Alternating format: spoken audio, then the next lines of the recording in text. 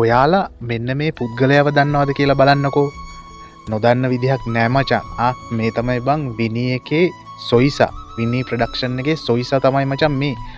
ඉතින් මේ පහුගිය කාලේ විනීලගේ වීඩියෝස් ගණනාවකම මචං මේ පුද්ගලයාව අපි දැක්කේ නෑ. මේ පුද්ගලයාව සොයිසව අපි මේ වීඩියෝස් වල දැක්කේ නෑ.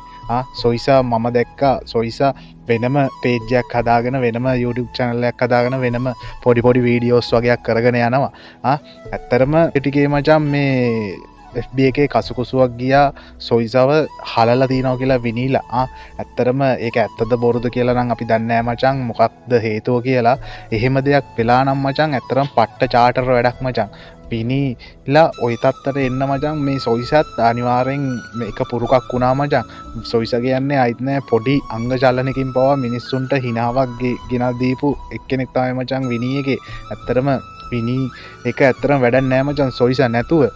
දැන් සොයිසා වෙනම ගමනක් යන්න ලෑස්ති වෙලා ඉන්නවා තනියම ලස්සනට වීඩියෝස් ටිකක් කරගෙන යනවා. ඇත්තරම කොල්ලට බැරි නෑ මචං. කොල්ලට පුළුවන්. මම දැක්කා කොල්ලගේ වීඩියෝස් වලට යටින් කමෙන්ට්ස් වගේක් වැටලා තිනවා උඹට බෑ. උඹලා විනී එක නැතුව උඹට යන්න බෑ. එහෙම කියලා. එහෙම නෑ මචං. යන්න පුළුවන්.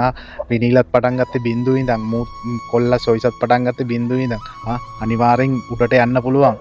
මේ මන්නම් කියන්නේ ඇත්තරම මෙහෙම තනියෙන් යන ගමනක් යන එක හොඳයි බං. ඇත්තරම ඔහොම තමන්ට මේ ගැලපෙන්නේ නැති තැනක ඉන්නවට වඩා තනියෙන් ගමනක් යන එක ඇත්තරම හොඳ දෙයක්. ඉතින් සොයිසාගේ වීඩියෝස් ඔයගොල්ලෝ බලන ඇති, ඔයගොල්ලෝ දන්නවත් ඇති.